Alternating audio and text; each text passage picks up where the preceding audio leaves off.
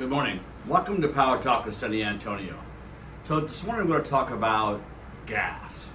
In the last segment we discussed when you go out looking for a project, looking for property, you're trying to find out what's out there, you don't know if you have power, electricity, and you're going to follow up with that. You're going to make sure that what we talked about last time, do I have what I need?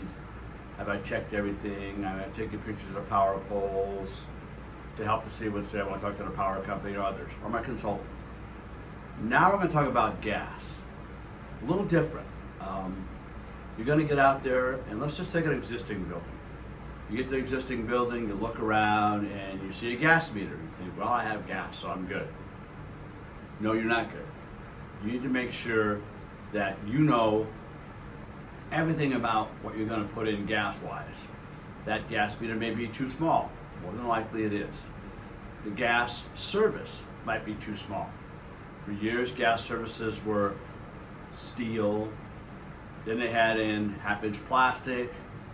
Now, because of so much pressure and a lot of areas don't have a lot of capacity, you got to look at what do I have and what do I need.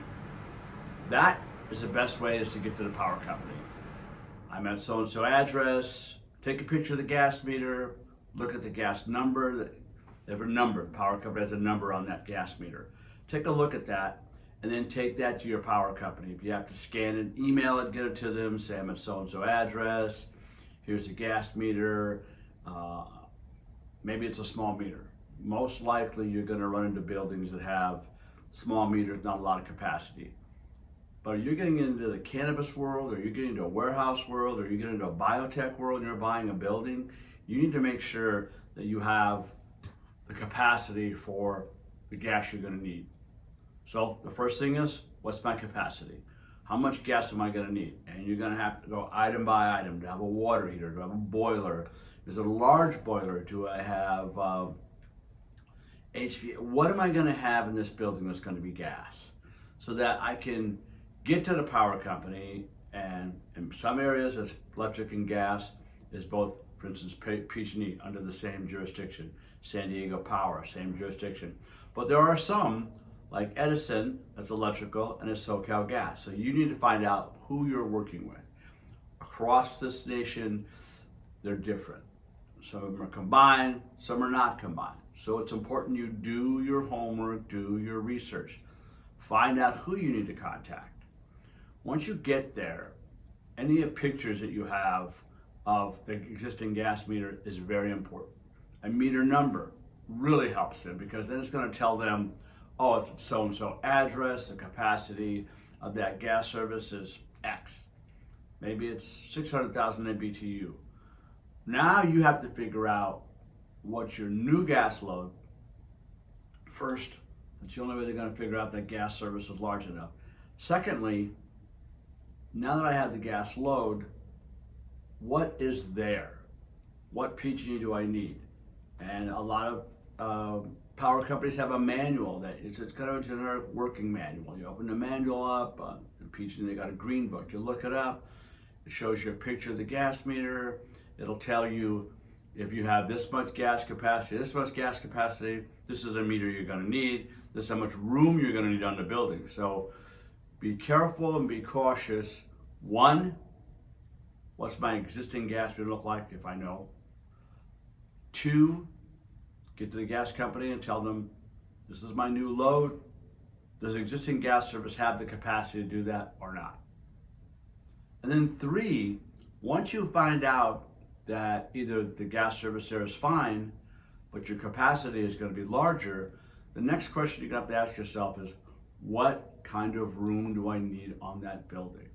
I just can't put that gas meter up there and think I'm good, because that gas meter cannot be around door or vents or windows. So you need to check with the local gas company and ask the question. I need to know what size is their existing one, what size do I need for the gas capacity that I'm going to put in, and then what are the requirements for that gas service? How much room do I need on a wall? How far away can I be from a window, from a door, from a vent?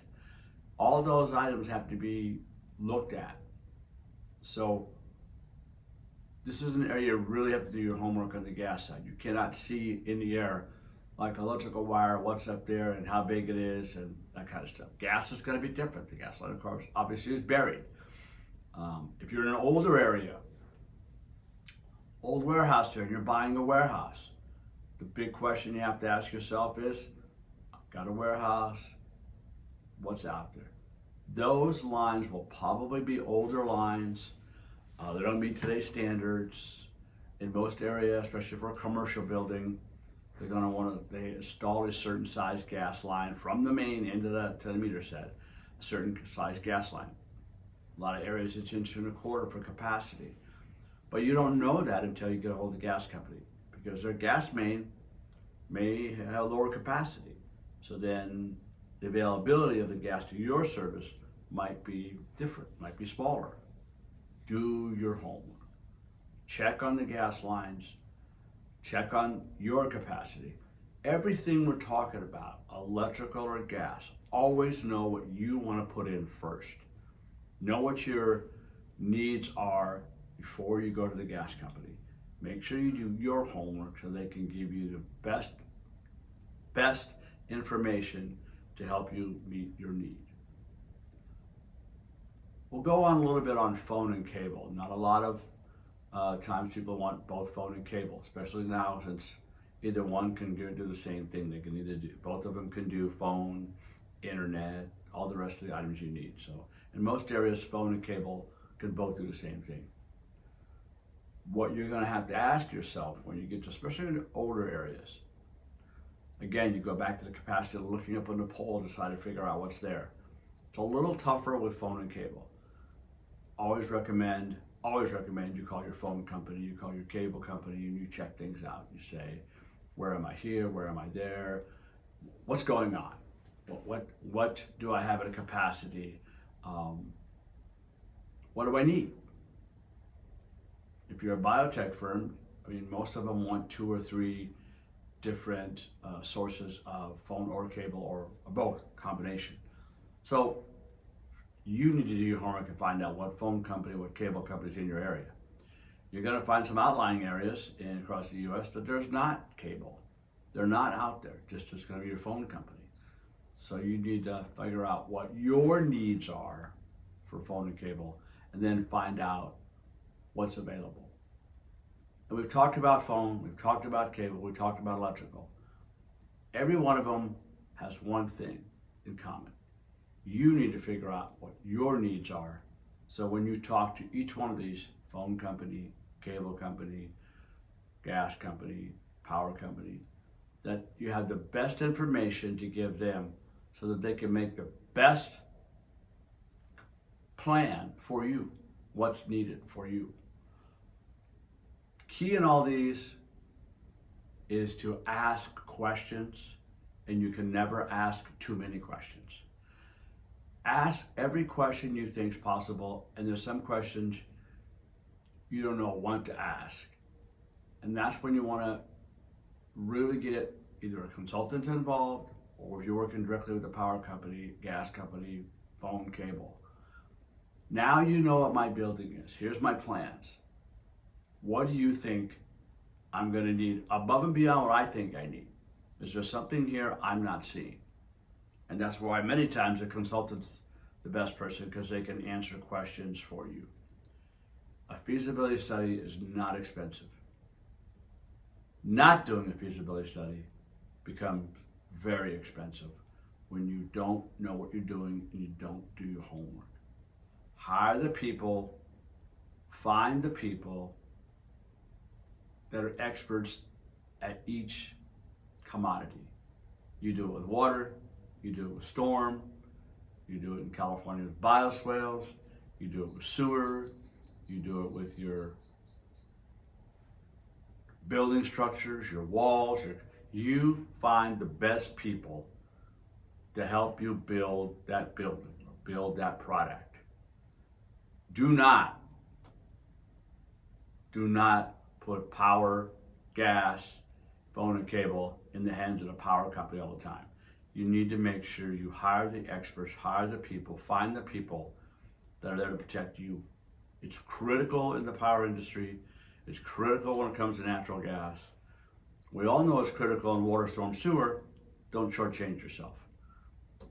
Make sure you look at that. And let's go back to gas for a minute. There are some areas that are eliminating the use of natural gas. So be aware of that. Be aware and ask the local cities.